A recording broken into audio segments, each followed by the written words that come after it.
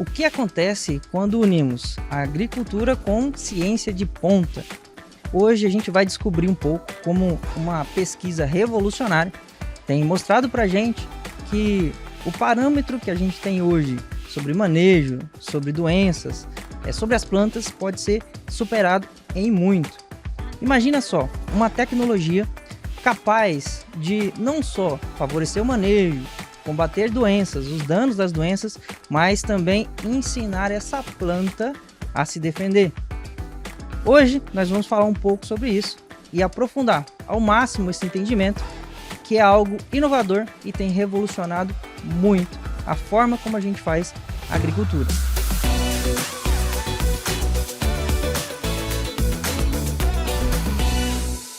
Hoje nós estamos aqui com o Dr. Lucas Pimenta, estamos também com o nosso já conhecido Thiago Baggio, também doutor na área de fitopatologia, para falar um pouco sobre essa tecnologia.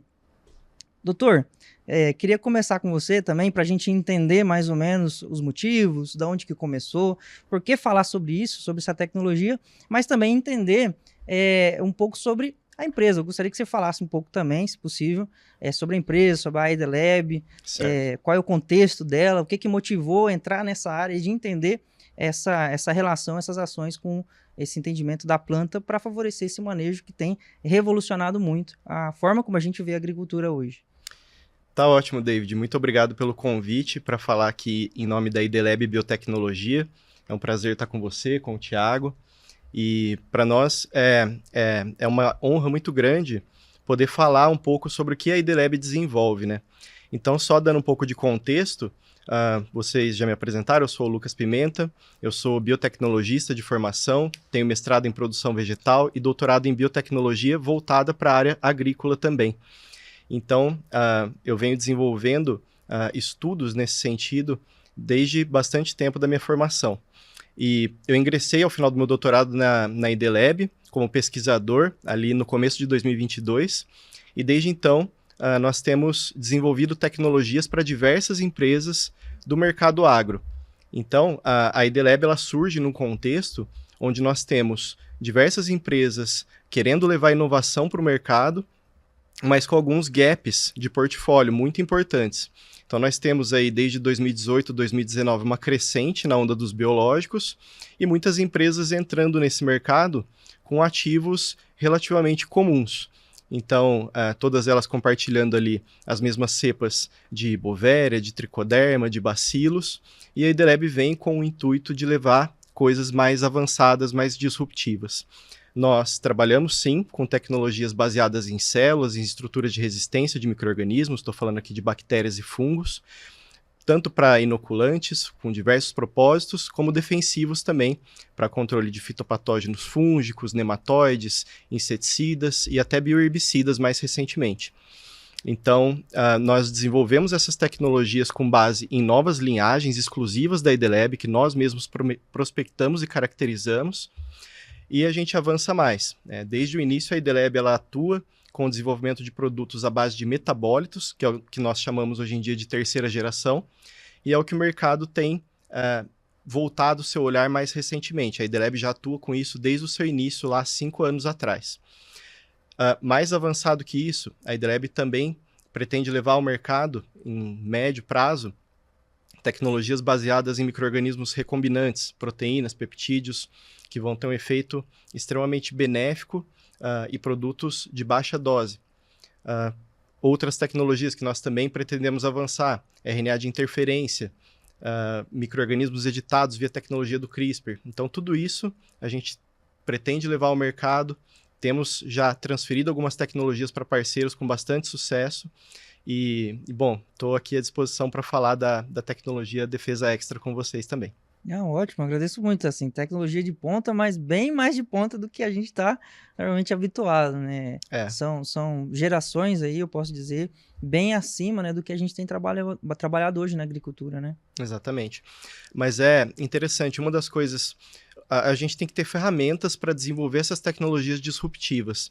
Então, uma das tecnologias importantes que a IDLab tem um grande domínio, né? A gente tem como fundadores aí o professor Sérgio Pascolati, que é um dos maiores nomes em fitopatologia, controle alternativo de pragas e doenças na agricultura, com mais de 40 anos aí de pesquisas, professor aqui da Exalc, né, da Gloriosa, como dizem, e o Ronaldo Dálio, que fez o doutorado dele na Alemanha, desenvolveu toda uma pipeline de bioinformática para justamente poder predizer, a partir do genoma de micro-organismos, potenciais proteínas e peptídeos efetores de planta. Então, essas linhas de pesquisa revolucionárias, elas são o embrião da IDLab. Então, com toda essa demanda que as multinacionais e empresas nacionais vinham atrás dos dois como pesquisadores dentro da Exalc, geraram esse ímpeto de criar uma empresa e preencher esse gap de mercado que ficava entre a academia e a iniciativa privada. A iniciativa privada, sim, tem excelentes pesquisadores, doutores, times grandes que podem desenvolver essas tecnologias, mas muitas vezes é mais rápido, mais barato fazer isso junto com uma empresa que está habituada a desenvolver esse tipo de tecnologia. Então, voltando atrás, uma dessas ferramentas que a gente utiliza bastante é a análise de expressão gênica, que ela serve basicamente para a gente entender qual que é o efeito de determinado produto sobre algumas vias metabólicas da planta. E isso é extremamente importante do ponto de vista do manejo, porque você vai colocar ali um treinamento, entre aspas, para a planta, para que na ocorrência do estresse, seja biótico ou abiótico, ela já esteja mais preparada, se defenda mais rapidamente. Então, a gente vai ter aí um impacto reduzido desse estresse na produtividade em última instância. Legal, a gente vai aprofundar nisso aí. Antes disso, quero falar um pouco com o Thiago também. Thiago, ele já é um conhecido e trabalha com a gente já há um tempo na empresa. Puder falar um pouco também sobre a sua função, mas já deixando uma pergunta. Por que é importante a gente desenvolver pesquisa, na sua visão, e aí pesquisa mesmo, não necessariamente algo necessário, estritamente comercial, mas a pesquisa, entender. Uhum. Por que você acha que é importante entender esses mecanismos que a planta usa para se defender? Onde que está? Por que é importante entender? E aí, uma vez entendendo, conseguir manipular isso, né, no bom sentido. Bom, vamos lá. Obrigado aí pela pergunta, David. E é um prazer aí estar com vocês aqui hoje para falar um pouco desse tema. Eu sou um pouco suspeito para falar, né? Como você disse, eu sou da área da fitopatologia, então eu gosto muito de falar desse tema. E é um prazer estar junto com o Lucas agora para falar um pouco sobre como isso foi desenvolvido, né? Como que a gente chegou no desenvolvimento desse produto, que é o Defesa Extra. Mas, voltando à sua pergunta, David, eu acho que, falando um pouco, complementando o que o Lucas falou, as empresas buscam sempre no mercado uma forma de trazer solução, né? E eu acho que nesse contexto, a evolução da agricultura e o manejo de doenças de plantas passaram por etapas, né? Então, veio a era dos químicos, né? Que até hoje é muito importante e que evoluiu muito, né? Mas isso trouxe alguns problemas, né? Porque a natureza se adapta aos meios, né? Então, começou a surgir uma série de novas doenças, né? E doenças ou patógenos com uma certa resistência ou tolerância a algumas das moléculas. Uhum. Isso fez com que a própria indústria química, a própria ciência buscasse métodos alternativos, que é uma palavra que você usou, né, professor Pascolati, de trazer formas alternativas de controle. E, em contrapartida também, hoje o mercado está buscando por métodos ou ferramentas alternativas de manejo e manejos sustentáveis, né? Então, assim, trazer ferramentas que auxiliem o produtor no campo e que tragam uma agricultura de maior performance, de maior eficiência e que traga sustentabilidade, eu acho que é o ponto, por isso que nós estamos aqui, né? E além disso, a importância de entender esses mecanismos, né? Então, a indução de resistência ou essa forma de potencializar as plantas fisiologicamente para que ela expresse os genes que estão dormindo ali, digamos assim, né? Dormentes nas plantas, já vem há um bom tempo, né? Isso é conhecido, mas eu acho que o ponto-chave é o desenvolvimento da tecnologia e das ferramentas, né, Lucas? Então, as ferramentas nos traz a possibilidade de buscar nas plantas como que ela responde, né, a esses estímulos qual que é a melhor forma de fazer isso, quais são as melhores substâncias para que a gente possa fazer isso. E melhor, isso nos ajuda, David, talvez respondendo mais diretamente a sua pergunta, a entender como que os nossos produtos ou os compostos que estão ali interagem entre si, né? Porque é uma série de compostos que estão dentro do produto, não é uma molécula simples, né? É algo até não muito convencional. Se relaciona com a planta e aí nós entendemos o melhor posicionamento, o melhor momento de se utilizar essa tecnologia, associada com o quê, quais são os alvos, né? Então, nesse sentido, é um pouco o meu trabalho também. Ir para o campo, buscar um pouco essa demanda do agricultor por soluções e entender como que essas ferramentas podem interagir no campo com outras tecnologias e também possa ser melhor posicionado para que traga melhor eficiência, melhor resultado para o produtor. Não, excelente. Aí eu vou aprofundar e aí eu vou pedir também que o Lucas fale também algumas coisas.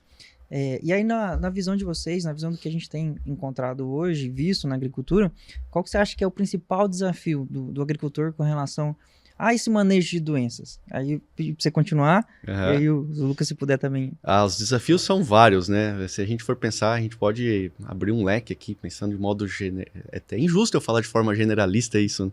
Porque cada cultura tem sua particularidade, Perfeito. cada local, região tem sua particularidade, mas se eu for tentar resumir essa sua pergunta, tem surgido...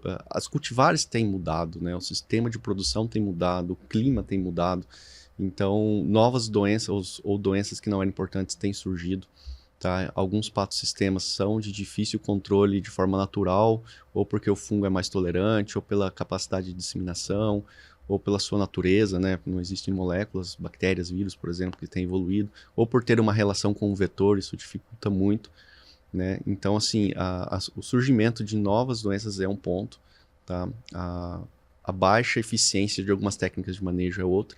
A demanda pelo produtor de utilizar... Deixa eu tentar refazer. A demanda do produtor de manter o seu negócio viável. Né? Isso, às vezes, obriga ele ou dificulta a utilização de algumas ferramentas que reduzam a pressão por doenças. Tá? Então, isso tudo aí dificulta a vida do produtor. Tá? Então, para ser mais generalista, né? Temos alguns patógenos que até hoje são de difícil controle por falta mesmo de ferramentas até hoje e por uma interação com outros fatores, seja vetores, seja condição climática, seja dificuldades de novas moléculas, né?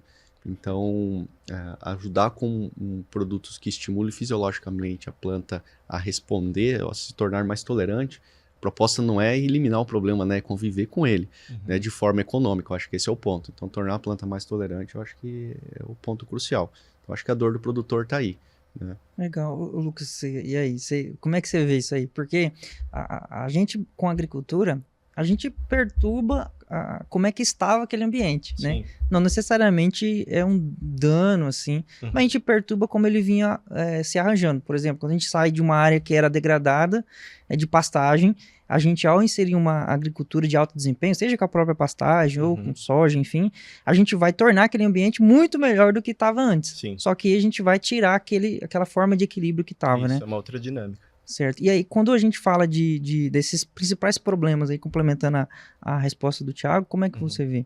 Bom, é interessantíssima a fala do Thiago, porque me trouxe alguns pontos bastante relevantes e que são importantes da gente ressaltar, né? Em primeiro lugar, quando a gente fala aí, eu estou falando aqui de biológicos, tá? Quando a gente desenvolve produtos de base biológica, a gente de forma alguma está competindo com o mercado de químicos.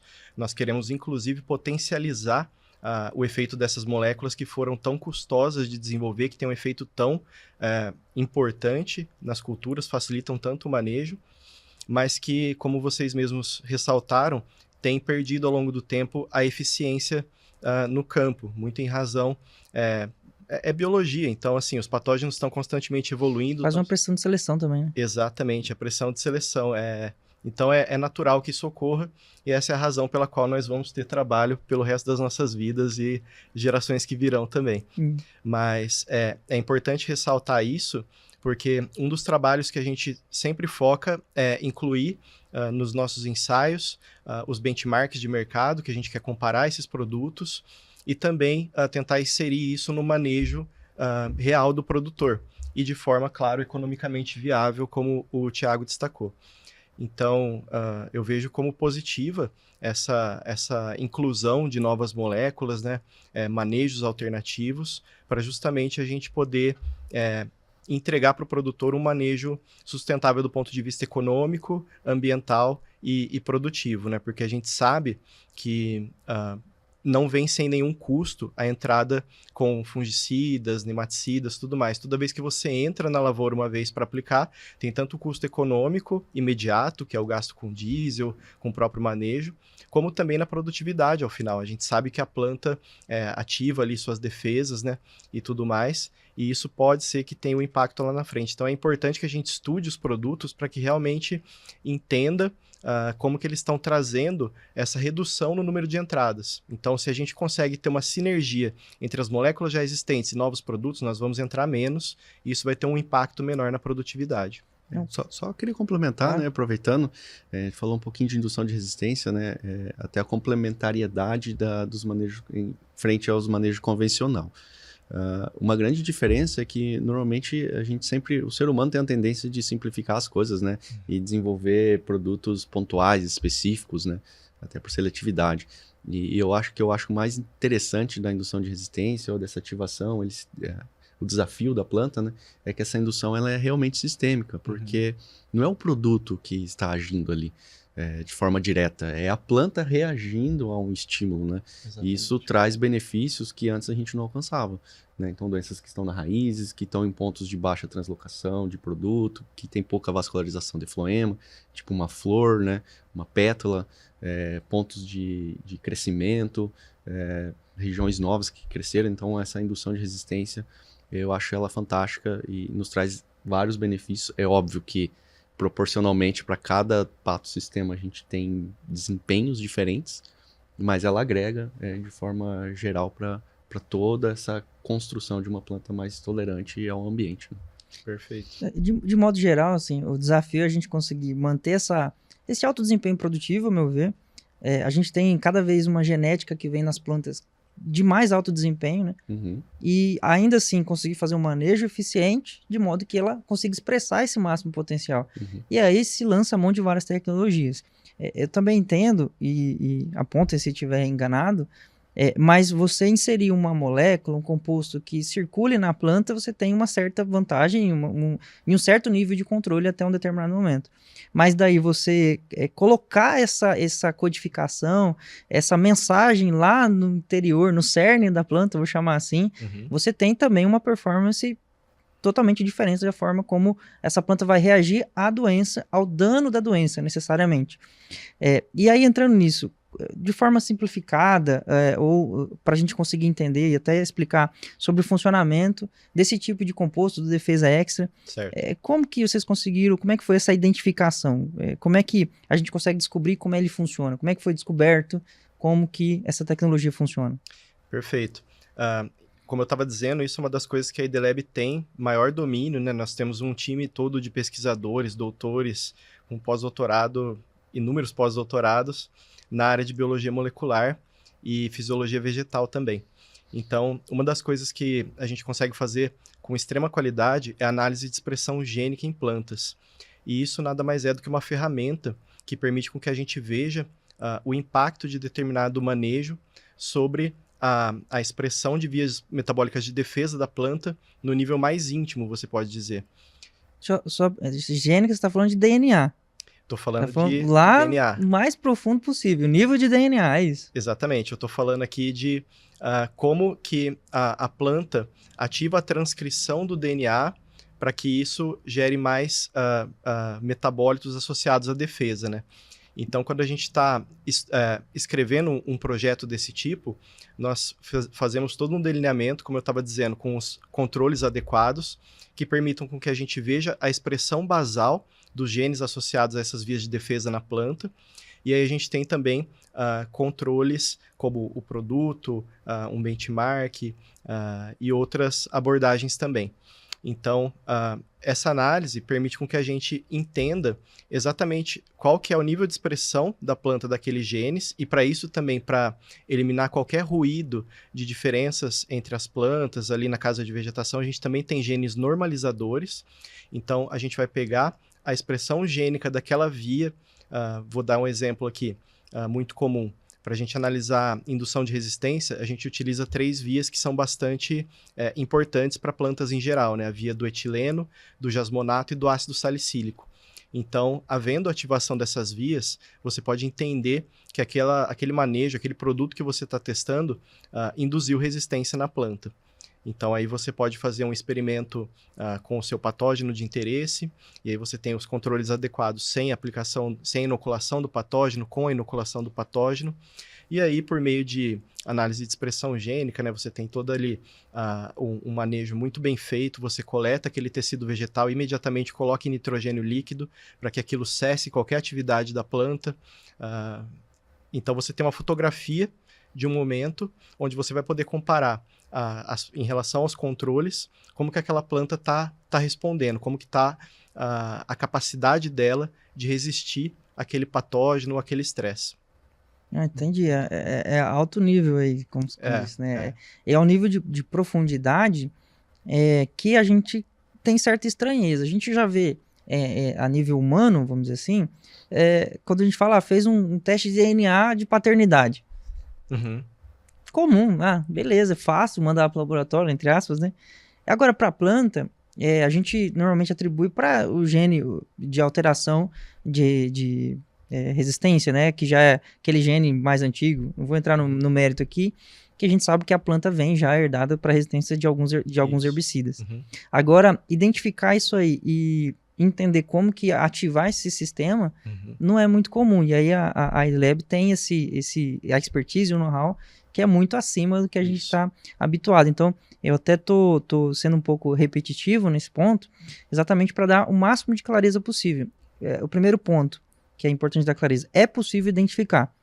Tem tecnologias que identificam com uma precisão cirúrgica, de fato, como acontece na parte humana. Tem. E identificar que é possível ativar e, de certa forma, mediante um estímulo, a uma aplicação de um determinado produto ou composto, é possível identificar se aquele gene específico daquela rota, no sistema específico de resistência, está sendo ativado para ter uma resposta de controle, é isso? Perfeito. O que você citou de exemplo é muito interessante, porque nem sempre um trait, né, uma característica, um gene que tenha aportado ali naquela planta, ele está ativo. Então, legal, é por isso que a importante. análise de expressão gênica é importante, porque não é porque você tem um gene presente naquele genótipo, naquela planta, para determinada característica, que ele vai estar expresso. Então, Legal. na análise de expressão gênica, a gente não vai no DNA, na cromatina, ver se tem aquele gene. A gente vê o RNA mensageiro. Pela já tá expressão transcrito. dele. Exatamente. Não se ele tá lá. Se tá lá, ele tá, né? Se Tá lá no código. Agora, não se quer ele... dizer que ele está ativo, Entendi. que ele está atuando. Entendi. Então, é claro, é interessante a análise de expressão gênica porque ela vai justamente na primeira etapa, podemos dizer assim, da expressão, né? A gente poderia seguir depois para metabolômica e tudo mais, mas aí talvez a gente não tenha um refinamento tão grande, a comparação tem um pouco mais de ruído. Então, essa análise de expressão gênica, ela nos dá um panorama, assim, muito importante de como aquele determinado ativo, uma molécula, está atuando sobre o metabolismo da planta. Que bacana. Eu queria até aproveitar, né, e aprender, né, porque a gente está aprendendo o tempo todo, né, e perguntar para o Lucas, é assim que a gente ensina as plantas, então, né? E a gente entende que ela está carregando uma bagagem ali, né, que é aqueles genes que estão dormentes, mas ela, como se estivesse indo acampar, né, eu estou levando tudo que eu preciso, que eu posso precisar em alguma situação, mas não necessariamente vou precisar usar tudo aquilo, né? E se surge uma situação de emergência, digamos assim, ela taca a ferramenta ali, né? Só que ela precisa aprender a usar aquilo, né? Eu acho que é nesse intuito que entra essa questão da indução, né? E eu tenho ouvido, assim, algumas coisas, lido alguma coisa com relação à pesquisa de que a gente pode ensinar as plantas, eu acho que é por aí o caminho, né? Ensinar as plantas e passar isso até para os herdeiros, né? Inclusive, né? Estamos falando de algumas respostas aí desses genes ativos para próximas gerações. Poderia abordar alguma coisa nesse sentido? Sim, é possível fazer estudos direcionados para todos esses mecanismos, inclusive de herdabilidade, né? São estudos muito específicos, mas que são totalmente possíveis de serem conduzidos. E é como se fosse um treinamento mesmo. Você sinaliza para a planta de uma forma um pouco mais amena Claro, quando você aplica, ela vai ter um alerta. Opa, pode ser que eu seja desafiada com um determinado estresse aqui no campo. Mas o custo desse pequeno desafio é pequeno comparado ao dano que você vai ter se aquele patógeno conseguir se instalar e infectar a sua planta. Então, é um tipo de treinamento muito interessante. E só voltando atrás para complementar, quando a gente faz ensaios de expressão gênica também, isso também é corroborado com parâmetros biométricos e também com severidade da doença. Então, não é só a expressão gênica, a gente também está olhando no nível macro, como que aquela planta se comportou na ausência, na presença do patógeno, e a gente vê que, de fato, a expressão de determinados genes de vias metabólicas de defesa se reflete em uma quantidade menor de sintomas, o que invariavelmente vai gerar maior produtividade ao final. E como é que vocês conseguem ou conseguiram comprovar que o Defesa Extra, que esse tipo de tecnologia ensina essa planta? Não só nesse entendimento genético, né? Também tem a questão de entender como é que essa planta respondeu a isso, né? Esse mapeamento. Como que vocês fazem isso aí? Bom, então basicamente esse ensaio ele é montado de uma forma bem inteligente para a gente conseguir isolar os fatores e entender o papel do produto, no caso, Defesa Extra. Então a gente teve aí plantas controle, a gente teve plantas submetidas a um estresse mecânico, a gente tem plantas somente tratadas com Defesa Extra, que são aí as nossas referências nesses 3 primeiros grupos. Depois a gente tem Defesa Extra, aí são 3 experimentos diferentes que a gente conduziu, tá? Um deles é de ferimento mecânico, então teve o Defesa Extra com o ferimento mecânico. A gente teve também um benchmark de mercado e o benchmark de mercado com ferimento mecânico. E aí, quando a gente extrai o material genético desses tecidos vegetais, de todos esses tratamentos, leva para o laboratório, sintetiza o cDNA a partir do RNA mensageiro e quantifica isso, sempre normalizando em relação aos genes normalizadores, a gente verifica que, dentre as 3 vias estudadas, elas foram ativadas mais expressivamente quando você aplica o Defesa Extra do que os grupos de controle e a referência de mercado também. Essa resposta é visível, né? A gente vê isso acontecer na planta, A gente vê. no caso, o progresso da doença. Exato. Até para fazer cura, né? Aqui a gente está falando do efeito da doença e como a planta reage àquele dano da doença e não ao vetor, né? Até porque foi uma simulação, foi uma inoculação específica que não estava com vetor necessariamente. É isso? Isso, esse é o experimento de ferimento mecânico que a gente chama, né? E aí depois a gente fez também os experimentos com patógenos, né? Então, no caso do mofo branco, por exemplo, a gente viu ali uma menor lesão no caule da planta de soja. Então, fica corroborado. Além disso, outros parâmetros biométricos também tiveram ali resultados positivos. Melhor que eu me lembro aqui do topo da lista número de flores, que é bastante significativo também do ponto de vista de produtividade lá na frente, né? Assim, esse de flores aí a gente vai deixar um pouco depois, que ele é meio que o motivo de ser extra o nome do produto. O Thiago falou de doença, nosso fitopatologista aqui, mofo branco, né? Claro que aí não é necessariamente esse agente causal, mas por que é importante, por que foi relevante, por exemplo, ter essa informação especificamente desse agente? Tá, vamos lá. Isso aí é uma coisa bem legal e bem importante de se falar. E eu adianto aqui que eu posso pedir até uma ajuda pro Lucas aqui. O mofo branco ele é um patógeno muito importante, né, na agricultura de modo geral. Nós chamamos ele um patógeno agressivo, né? Então ele infecta em mais de 100 famílias de plantas hospedeiras, né? Então ele tem uma que nós chamamos de agressividade muito grande e não é muito específico. Basicamente, se não for gramínea, ele pode causar algum certo tipo de dano. Mas ele tem um extra a mais, né? Não fazendo analogia ao produto, mas ele tem as suas fases de infecção, né? Então, ele é um patógeno que pode infectar, o principal via de infecção dele é via ascósporos, né? E a tecidos tenros, tecidos sensíveis, principalmente flores. No caso da soja, a flor, inclusive, é um sinalizador, né? Ela emite alguns compostos que sinalizam a frutificação do fungo que está no solo, sobrevivendo, e esses ascósporos são ejetados no ar e causam uma infecção. E esse tipo de infecção, nós consideramos como uma infecção biotrófica, né? Ou uma infecção mais especializada. né? O fungo cai num tecido específico, emite uma hifa e causa a penetração. E existe uma outra forma de infecção que é via micélio. Essa é menos comum, mas é importante também, só que essa é uma forma mais agressiva, né? Então o fungo ele coloniza o tecido da planta em contato, produz alguns ácidos que são muito agressivos e acabam degradando. Essa é uma fase mais que nós chamamos de necrotrófica, né? Porque ela mata o tecido da planta viva para causar a colonização, não deixa muito tempo. Ela muda a forma de ataque, tipo assim. Isso, é um patógeno bem hábil, né? Então ele tem duas formas, duas ferramentas, duas estratégias, né? Ele tem uma estratégia que é extremamente agressiva, que em questão de horas ela causa uma necrose, não dá tempo da planta se responder, é muito rápido, né? E existe uma forma um pouco mais lenta, que é via ascósporo, que ela causa uma infecção mais sutil. Tá? Então, assim, ou ela chega batendo o pé na porta mesmo, invadindo, né? E aí pega você na planta no susto, ou ela entra surtivamente ali pelos espaços e sem dar muitos alardes, né? E eu acho que é nesse sentido que a gente quer entender, né? Preparar a planta para que ela não seja surpreendida. Thiago, deixa eu te interromper antes do Lucas comentar. Agora, assim, o que é o negócio? Eu tenho duas formas aí que foram estudadas, que é característica da doença, do mofo branco.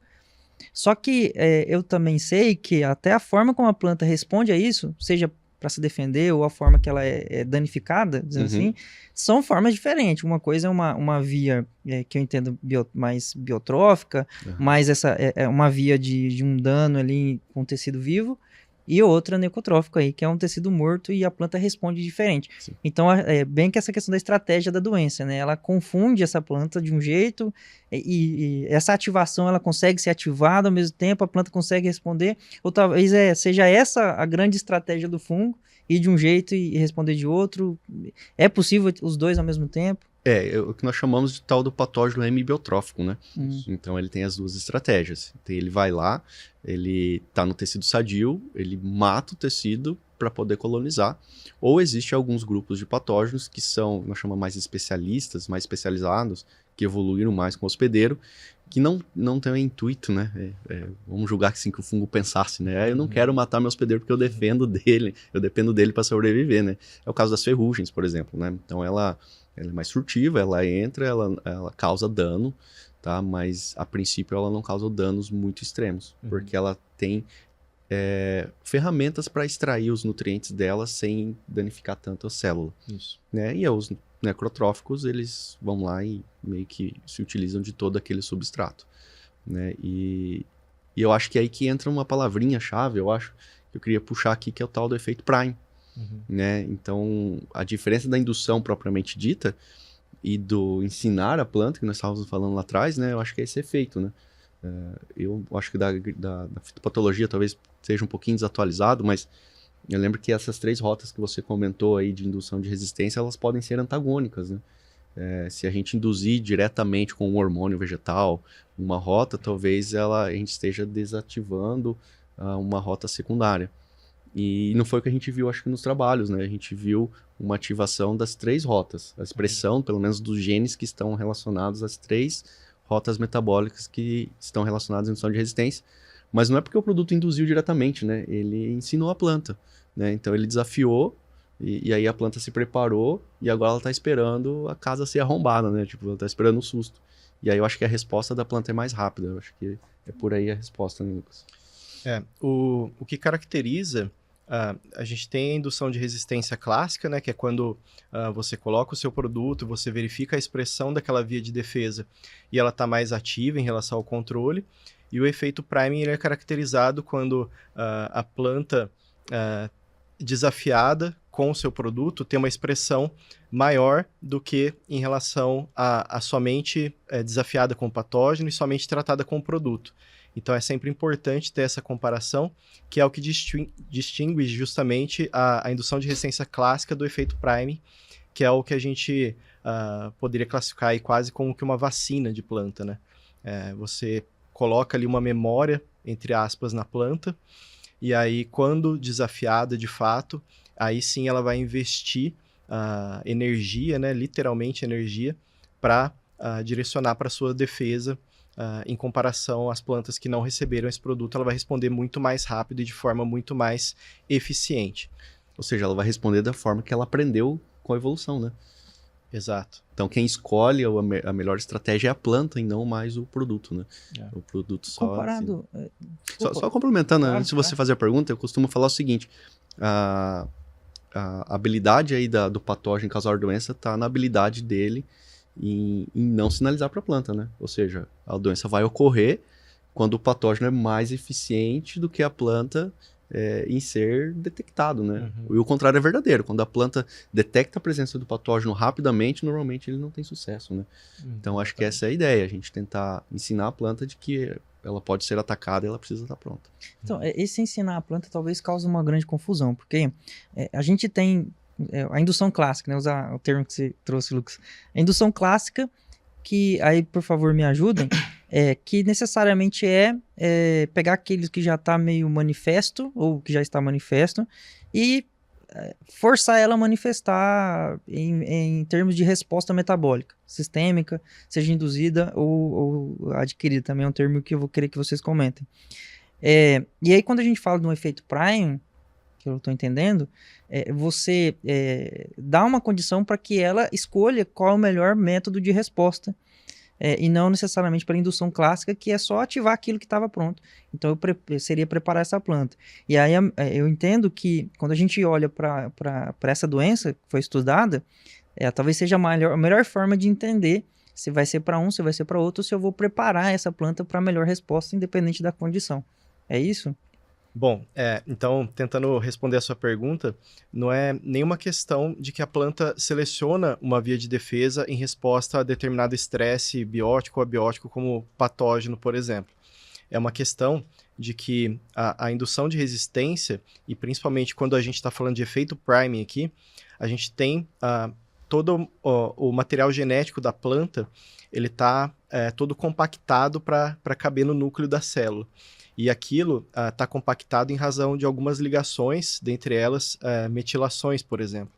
Então, o que o efeito priming faz na planta é ele deixar um pouco mais acessível aquele trecho associado ao gene de defesa. Então, aquilo vai ser transcrito com uma maior velocidade e maior intensidade comparado a uma planta não tratada. Então, não é uma questão de escolha de via, é uma questão de acesso ao portfólio, podemos dizer assim, a biblioteca de genes da planta, de uma maneira mais rápida e mais eficiente. Isso faz com que a planta gaste menos energia, responda mais rápido ao patógeno e, por consequência, você tenha uma menor infecção e espalhamento disso na lavoura também. Seria mais intensa isso, Thiago? Essa resposta? No caso, comparado a uma via de ativação clássica? Convencional, né? E seria uma ativação mais intensa, porque a gente consegue medir essa atividade mais rápido, né? Então, além da velocidade de resposta da planta, que a gente estava falando, né, da habilidade da planta em detectar mais rapidamente e responder mais intensamente. Né? Então, aí a gente pode usar outras, né? Além dos genes, a gente pode usar as enzimas, né? Medir lá a quantidade de beta-3-glucanase, quitinase, né? E outras PRs, proteínas, né? Relacionadas a patogênese. Né? E assim, foi possível comprovar, né? A gente tá falando algo aqui que é... Só lembrando, David, que isso daí tem também uma relação com a habilidade da planta em se defender com aquele patógeno, né? Então, assim, a gente tem que lembrar que ferrugem da soja causa doença em soja. Você não vai inventar um gene, né? Você não vai inventar um gene, inventar uma resistência que não existe. A gente então, tá falando assim, de CRISP, nada disso. Exato, então a planta, ela tem as respostas para aqueles patógenos dela ali, né? A gente não vai inventar nada que a planta não tenha já ali específico. E a gente até entende, né, que assim, até fazer uma brincadeira, se vir um patógeno do espaço aqui, qual que é a chance dele se adaptar a um hospedeiro terráqueo, né? Então, assim, existe uma evolução e existe uma habilidade, né? A gente não vai inventar nada na planta, a gente só vai potencializar o que ela já tem. Seria também extrapolando um pouco, uma indução, um efeito mais inteligente para essa planta. Porque ela fica mais apta, né, no sentido mais amplo da palavra, porque já está lá no código dela, mas ela fica responsiva mais de maneira inteligente no sentido de gasto energético dessa indução, desse efeito, é isso. Isso, a gente volta naquele ponto que eu tinha falado, não adianta você ter o gene à disposição se ele não está acessível e não está sendo expresso, entendeu? Então é muito importante ele estar disponível para ser transcrito e aí sim produzir enzimas, proteínas associadas à defesa da planta. Não, legal. Aí entra também em um entendimento. A gente, nessa resposta dessa planta, que a gente chama de metabolismo secundário, eu tenho sistemas de resistência, né? Induzido e adquirido. Uhum. Dentro desses sistemas, a planta também é ativada não só em resposta a uma doença específica, um dano biótico, mas também em resposta a danos abióticos. Perfeito. E eu queria que você aprofundasse um pouco nesse entendimento, porque foi também uma grande inovação, uma grande novidade, e até eu posso dizer acadêmica, a gente conseguir ter essa ampla ativação, essa ampla resposta, essa ampla identificação de que também há uma resposta nesse sentido. Bom, exatamente. Esse produto também ele foi testado ali numa situação de estresse hídrico, né, um experimento todo desenhado para a gente conseguir, como eu disse anteriormente, isolar os fatores e entender exatamente como que tanto o estresse hídrico quanto o produto isoladamente e o produto na presença do estresse hídrico estava modulando as vias de defesa na planta, né? Então a gente tem aí uma resposta bastante interessante, que geralmente a gente vê quando a planta sofre estresse hídrico, naturalmente os parâmetros biométricos vão ser bastante prejudicados. E o que é um produto bom para estresse hídrico? Aquele que mantém, aí nesse caso a gente está falando não de aumentar o potencial genético da planta, mas de prevenir perdas aí desse potencial genético, né? Então a gente está falando de um produto que auxilia aquela planta a passar por aquele período que a gente sabe que não dura para sempre, né? Então a planta, quando submetida ao estresse hídrico e tratada com defesa extra, ela mostrou parâmetros biométricos bastante semelhantes aos grupos controle, inclusive aquele que recebeu irrigação. Então, assim, é bastante relevante esse efeito, porque no campo a gente sabe que a ocorrência aí de déficits hídricos por períodos que sejam curtos vão ter um impacto, porque eles vão gerar estresse na planta, estresse oxidativo, ela vai direcionar energia para começar a sobreviver naquela condição, ao invés de estar produzindo. Então, foi bastante interessante esse efeito. Não, perfeito. Nas pesquisas, né, do desenvolvimento do produto também, a gente fez vários trabalhos a campo em que não houve pressão de doença. Uhum. E aí, esse talvez seja uma questão. Mas se não tem pressão de doença e eu induzo, ela vai gastar energia, vai se preparar e no final vai ficar bonita, vai ficar saudável, mas não vai me entregar produtividade. Uhum. E a gente identifica o oposto com defesa extra. E aí, Thiago, passando para você, uma das respostas da planta a estresses, seja ele biótico ou abiótico, por exemplo, é flor. Nesse período aí, ela vai escolher, né, para onde que ela vai direcionar a sua energia, e existe normalmente um abortamento. A gente não identificou isso, bem fazendo coro aqui ao que o doutor falou, ela praticamente não ficou igual a uma planta com irrigação, e foram 14 dias, se eu não me engano. De estresse. De estresse, 14 dias. Como é que é isso aí, Thiago? Boa, né? Como que a gente identifica isso, né? Eu acho que existem parâmetros normais ali para se medirem, né? Acho que foram medidos, né? E a gente tem que resgatar um pouco ali dos resultados, né? E o bacana desse resultado é que a primeira intuito foi medir um aminoácido, isso, né? Perfeito. Que tem bem uma correlação muito grande quando a planta entra em estresse em acumulá-lo, Prolina, né? que é a prolina, né? Então, e aí foi o primeiro susto, né, David? Bom, não tinha prolina. E aí, como é que explica isso, né? A planta Perfeito, não acumulou legal, prolina. é um bom ponto. A prolina é uma resposta osmótica, né? Por causa da... E não tinha. Uhum. Mas ela tinha mais flor. Igual como se tivesse tratado. E aí? E aí, por sorte, né? A gente tinha os estudos moleculares ali que talvez nos deu a possibilidade de tentar entender e talvez evoluir um pouco mais para entender melhor, é óbvio, né? Mas tinham alguns genes ali que estão relacionados a como se diz, a gestão de água na célula, né? E é o que indica, né? É óbvio que a gente precisa mais resultados, talvez, para concluir isso com mais eficiência, de que essa planta teve uma gestão melhor da água, né? E alguns genes ali que pontuavam algumas proteínas, né? Que de transporte de água na planta foram expressos, e isso nos dá uma indicação de que a planta foi mais eficiente nessa gestão. E mesmo faltando água, talvez ela não precisou sinalizar, né? Isso trouxe aí essa fixação da flor, né, e essa manutenção do potencial produtivo. Eu acho que esse é um outro ponto, né? A gente prepara a planta para manter o potencial produtivo, né? E quando a gente está falando dessa classe de produto, Na verdade, o que a gente quer é manter o potencial produtivo do produtor, né? Então, quando o produtor escolhe, tem a área dele manejada com o histórico de manejo, define a cultivar, a genética, define a adubação e faz o plantio, a partir daquele dia que ele plantou, com a condição que ele plantou, está definido o potencial de produção dele. Ele não vai conseguir aumentar a produtividade, ele está definida. E a partir dali, a gente só quer manter o potencial dele lá em cima, né? E esse tipo de produto vem nesse sentido, né? De tentar manter o máximo, dar chances para o produtor ter a sua máxima produtividade, digamos assim, né? Manter o máximo de produção possível. Né? Isso.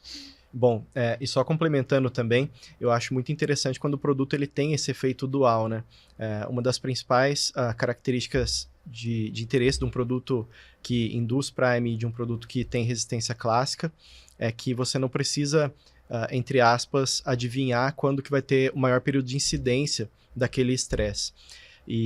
Porque a planta, de certa forma, já está treinada para quando aquilo ocorrer. E outra coisa interessante também é que você enxerga benefícios tanto de controle de patógenos quanto para um estresse abiótico, que é a seca, né? Então, já aumenta aí a chance do seu produto ser visto como um benefício pelo agricultor, né? Você não necessariamente... imagina, você aplica, fala que o produto é um fungicida e ele não tem pressão daquele fungo naquela época, mas você tem outro benefício, que é a questão do estresse hídrico. Não, legal. E aí a gente está entrando numa seara em que a gente está olhando para essa planta. E aí a gente tem as ferramentas que vão fazer esse controle muito bem do agente causal, do fungo, inseto que seja. E a gente está olhando ali uma ação da planta. E aí vem uma outra pergunta, que quando a gente fala de higiene genética, dá a entender que assim, eu fiz uma aplicação na semente, ou no V1 da soja, e eu não preciso mais fazer nada, porque ela já está avisada, ó, tá aí, tá mapeado o seu gene. É assim que funciona? Como que é? Nem sempre. É interessante ressaltar que a maior parte dos produtos, essa modulação das rotas metabólicas de defesa, em geral, ela não passa do vegetativo para o reprodutivo. Então é por isso que, na grande maioria das vezes, você tem que fazer aplicações tanto no vegetativo quanto lá no reprodutivo. Tem uma mudança de metabolismo, literalmente, né? Exatamente. A planta passa pela adolescência, podemos dizer assim, muda toda a carga genética que ela tem que expressar para se tornar uma adulta e reproduzir. Então, por esse motivo, por toda essa mudança de conformação, até da cromatina, aquela questão de acesso aos genes que ela precisa expressar para aquele determinado momento, a gente acaba perdendo aí aquilo que a gente induziu no vegetativo a hora que transita para o reprodutivo. Ou seja, ela muda o foco, né? Muda o foco. Mas também tem um efeito de pressão também, muda. Exato, e isso aí faz todo sentido, né? A questão fisiológica da planta também, de uso, e isso confirma os resultados que a gente tem de campo, inclusive, né? E de posicionamento. Então, a gente vê que os melhores resultados dessa classe de ferramenta, inclusive do defesa extra, são aplicações durante o período vegetativo. Tá, onde a planta tem mais capacidade de responder a esse produto. E tem um detalhe epidemiológico também das doenças em si. Ele não é um produto, primeiro, ele não é um produto que tem ação direta sobre o patógeno. Então ele não é fungicida, ele não é incida, ele não tem ação direta. Ele atua na fisiologia da planta. E sempre a gente está falando aqui da planta se preparar para uma resposta de defesa. Então não faz sentido quando você tem uma pressão de doença alta no campo, você aplicar um produto dessa classe, porque a doença já está instalada, né? No máximo que você vai conseguir talvez proteger os novos fluxos vegetativos, né? Novas folhas, mas epidemiologicamente falando, talvez você já perdeu o time, né? Então faz sentido. Mas não faz sentido aplicar. De jeito nenhum. Não tem nenhuma resposta? Faz sentido você aplicar durante o período vegetativo, sempre pensando de uma forma preventiva, tá? Ou, dependendo da cultura, e aí tem questões de culturas que tem novos fluxos vegetativos para você prevenir esses novos fluxos vegetativos. Mas pensando sempre no time antes da doença, não depois da doença. Então a gente não vai conseguir uma reversão assim depois que a doença está estabelecida. Tá? Então o sentido é sempre de forma preventiva, ou prevenindo novos fluxos vegetativos, aí dependendo da cultura, né? Quando a gente vai para perenes, muda um pouco a situação. Então, a forma, Lucas, que hoje é conduzida a agricultura, é possível, então, entender que ele vai ser uma ferramenta de manejo. Sim. Então, assim, na programação de controle de manejo, seja estratégias específicas, né, moléculas específicas, ou estratégias múltiplas, né, lançando mão de mais ferramentas assim, de controle, ele é algo que entra no manejo e, pelo que eu estou entendendo também, ele entra já naquele manejo de entradas, né, no caso de culturas anuais, culturas de grandes áreas, já entra naquelas ações de manejo que ele já vai fazer. Perfeito. É isso. É exatamente isso. O que o Thiago falou está perfeito. Epidemiologicamente falando, e é exatamente essa palavra, você tem que controlar a população daquele patógeno usando fungicida, manejo comum, mas a gente tem também esse novo tipo de produto que está induzindo a resistência da planta, então ela está lidando com essa pressão epidemiológica de dentro para fora. Então aí você tem duas ações, você tem o ataque ao patógeno pelos fungicidas e você tem a indução de resistência da planta, que invariavelmente vai reduzir. Se o patógeno não tem tecido para infectar, não vai se reproduzir, epidemiologicamente aquilo vai estar controlado, você vai ter muito menos dano e menos espalhamento. Então tá perfeito. Não, legal. Então, para encerrar, queria muito agradecer a oportunidade, essa aula. Espero que o nosso público, né, todo mundo que está acompanhando, tenha gostado, e eu queria deixar para vocês fazerem aí uma mensagem final, principalmente com relação a esse entendimento, né? É algo que é muito aprofundado, mas é algo que está na mão, está disponível, já está preparado, já está validado, de fato aí, lançar a mão de novas tecnologias. Eu queria encerramento seu e depois do Thiago. Legal, obrigado novamente pelo convite, é uma honra a IDLab poder falar um pouco sobre o que ela faz, né?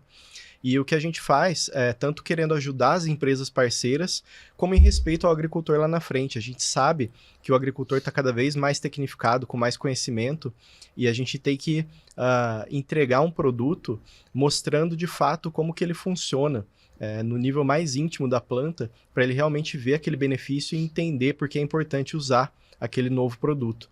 Então, isso é o que a gente faz de melhor, desenvolver dossiês científicos muito complexos, muito completos também, e entrega para as nossas parceiras, que vão poder ter aí um grande sucesso. Inclusive, a gente tem aí já um histórico de parceiras que têm mais sucesso com seus produtos já em linha ou novidades, em razão justamente dessa forte argumentação científica que a gente fornece. Perfeito. Thiago? Bom, vamos lá. Eu acho que a agricultura está cada vez mais eficiente, né? E exigindo mais comprometimento, profissionalismo, exigindo mais eficiência, tanto do produtor, né, quanto das plantas, né?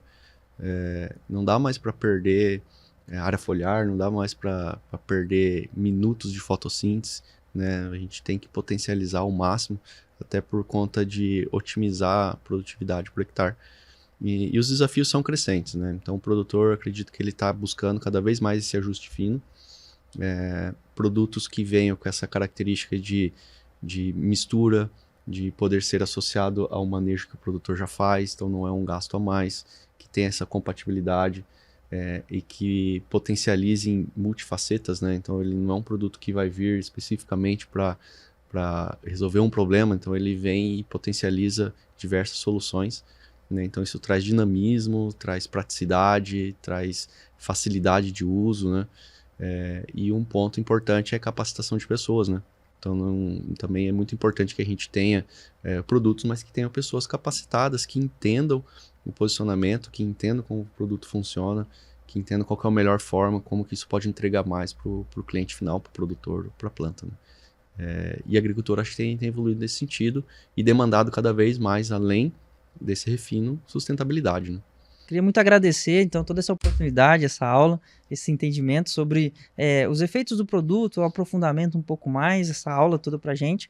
E para você que acompanhou a gente até aqui, que aprendeu também um pouco mais sobre manejo, as técnicas, um aprofundamento, o entendimento científico e profundo sobre cada tecnologia que estão nos produtos. A Aminoagro, como no seu cerne de inovação, traz mais uma tecnologia de tantas tecnologias que a gente tem na área de inovação e um aprofundamento do entendimento do manejo, de como lançar técnicas de uma maneira adequada para esse controle, manejo e condução da sua lavoura. O Defesa Extra, ele vem como um potencializador genético, um potencializador daquele potencial produtivo, alcançar com mais facilidade ainda o potencial produtivo. Convido você a lançar a mão também dessas tecnologias e conhecer um pouco mais sobre a Aminoagro, sobre o Defesa Extra. Muito obrigado e até mais.